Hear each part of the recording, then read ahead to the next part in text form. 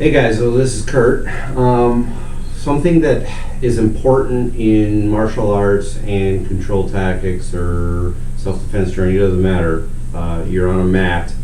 You're vulnerable to things like bacteria, viruses, ringworm. I worked out at a jiu-jitsu school years ago. It was actually my first jiu-jitsu school. It was actually an MMA school.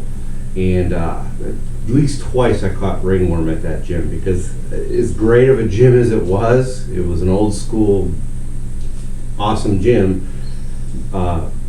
They did not clean the mats very well.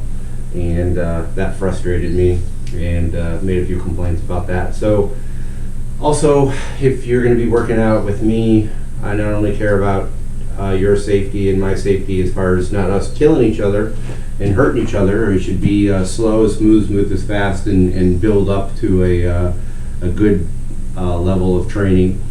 But I want you to know that I take the cleanliness of my gym super serious. So there's two things I like to do. This is a weed. This was for spraying weeds and so forth, or any kind of yard maintenance where you're spraying. I use a high quality, like medical grade, or what you'd see in schools or gyms and hospitals, bacterial, viral. It doesn't matter what brand you do whatever you think is good. And I just use this to spray the floor in my gym, and the base of the target, this gym. I'm just basically getting it all over, not super thick, just a nice quality spray. And I'm wearing shoes that I only wear in the house. I don't want to walk barefoot in this stuff. And that's about it. Let it do its thing. Let it sit for a little bit. I don't want it to dry out on the mat. And I have a window open here because it's a small gym. You're probably not big. In a big commercial space, they don't have a problem with this. And I'm also a big fan of Lysol. I like to spray down Bob. Spray down my Sentry Versi bag. And then just kind of, I hit the mat, wall mats with it.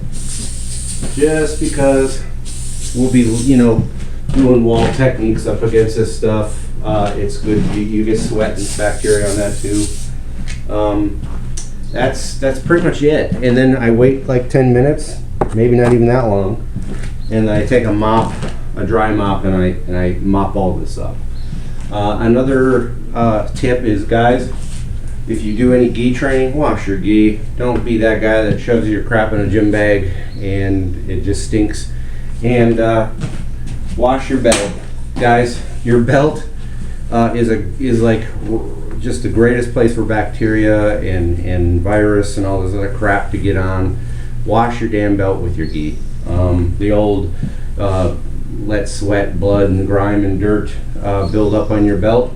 That's disgusting. Don't be that person. Mostly train in this gym, no gi, but occasionally you see us throw the gi on. I have spare gis, and when they get used, I wash them. Simple as that. You've seen in the videos, we don't use them very often. We just use them occasionally. I'm a big fan of the gi now that I've been working out at a jiu-jitsu school that uses gis. I used to be mostly no gi. I do definitely see how beneficial it would be for self-defense. Anyway, that's it. That's my way of cleaning the gym. Like I said, it'll wait about 5-10 minutes, and I'm just going to mop all this up. Meanwhile, I have the window open for circulation so I don't gas myself out with any kind of chemical smell. All right, take care. Stay safe. Let's roll. Hey, let's be careful out.